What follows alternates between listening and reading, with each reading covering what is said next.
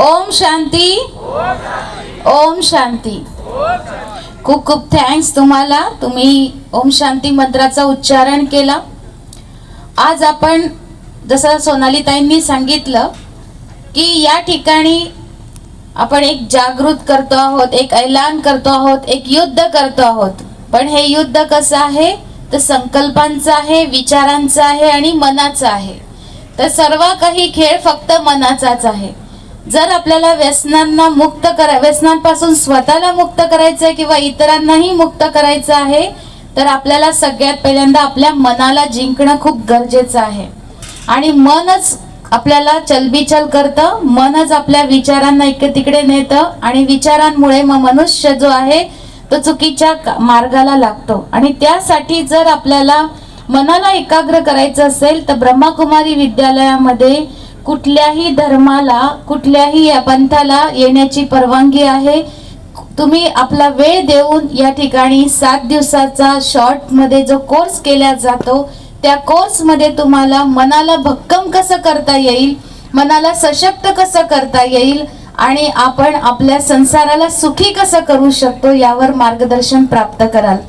तर या विद्यालयात जो कोर्स करविला जातो त्या कोर्सचं नाव आहे राजयोगा मेडिटेशन कोर्स। तुम्ही सगळे उभे राहाल, आपला हात पुढे कराल, आपण व्यसन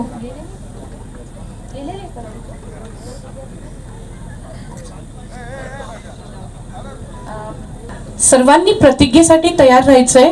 आपला आणि एकदम मनापासून, अंतर मनापासून ही प्रतिज्ञा घ्यायची आहे, तरच सोनाली मॅम इथं आज आल्यात ते सार्थक होईल। खरं आहे ना मॅम? तर चला, ही प्रतिज्ञा घेताना आमच्या मागे तुम्हाला ही लाईन बोलायची आहे किंवा मॅम डायरेक्ट वेळेच्या अभावी आपण मी डायरेक्ट बोलू?